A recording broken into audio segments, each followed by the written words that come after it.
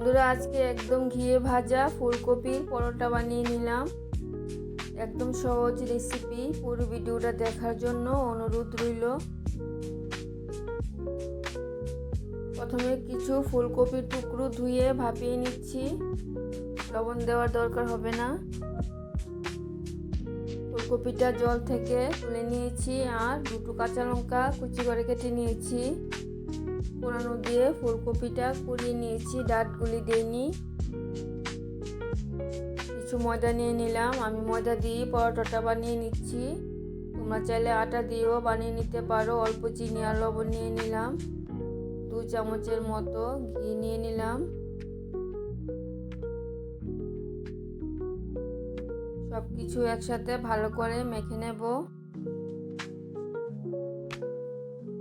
মাখা হয়ে গেলে গ্রেট করে রাখা ফুলকপিটা দিয়ে আর একটু মেখে নেব। সব কিছু ভালো করে মেখে নিয়েছি। কাঁচা লঙ্কাটাও নিয়ে নিলাম, ফুলকপিটাও নিয়ে নেব।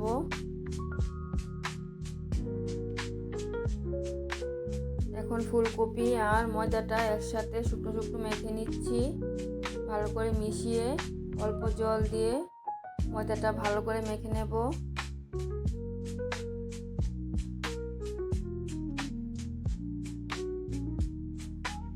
একবারই বেশি জল দেওয়া যাবে না, অল্প অল্প জল দিয়ে ময়দাটা ভালো করে মেখে নিয়েছি। তোমরা বুঝে মেখে নেবে। মাখা থেকে লেচি কেটে নিয়েছি। তোমরা যদি কিছুক্ষণ রেস্টে রেখে দিতে চাও তাহলে রেখে দেবে। এখন বেলে নিচ্ছি। তেল বা ময়দা দিয়ে তোমাদের সুবিধা অনুযায়ী বেলে নেবে। একটু মোটা করেই বেলে নিয়েছি। এখন পরোটাগুলি ভেজে নেব।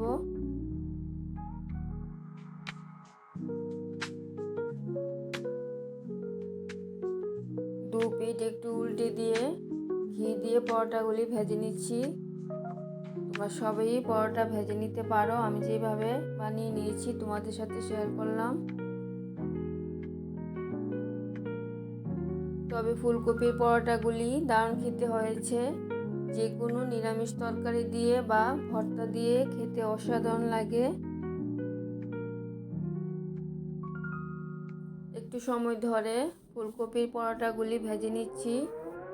বেশি ফুলবে না, কারণ ফুলকপিগুলি গ্রেট করে দেওয়া আছে। একটু ভারী হয়ে গেছে ভিতরটা।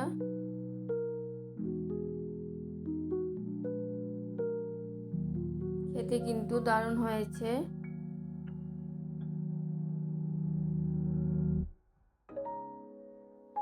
সবগুলি পরোটা একই রকম ভাবে ভেজে নিচ্ছি। তাছাড়া বন্ধুরা, আমি যত কষ্ট করি ভিডিও বানাই না কেন, কিন্তু আমার ভিডিওতে একদম ভিউজই আসছে না। জানি না আপনাদের আমার ভিডিও ভালো লাগে কি না। আমি আবার বেশি তেল মশলা দিয়ে রান্না করি না। যতটুক লাগে তরকারির মধ্যে ততটুকুই ব্যবহার করি। আপনাদের কীরকম ভিডিও পছন্দ হয় আমি জানি না। আমরা ঘরোয়া খাবারই রান্না করে ভিডিও আপলোড করি। তাছাড়া অতিরিক্ত তেল মশলা খাবার আমাদের শরীরের পক্ষে একদম ভালো না। প্রতিদিন যদি আমরা তেল মশলা বেশি দিয়ে রান্না করি তাহলে আমাদের স্বাস্থ্য অনেক ক্ষতি হতে পারে।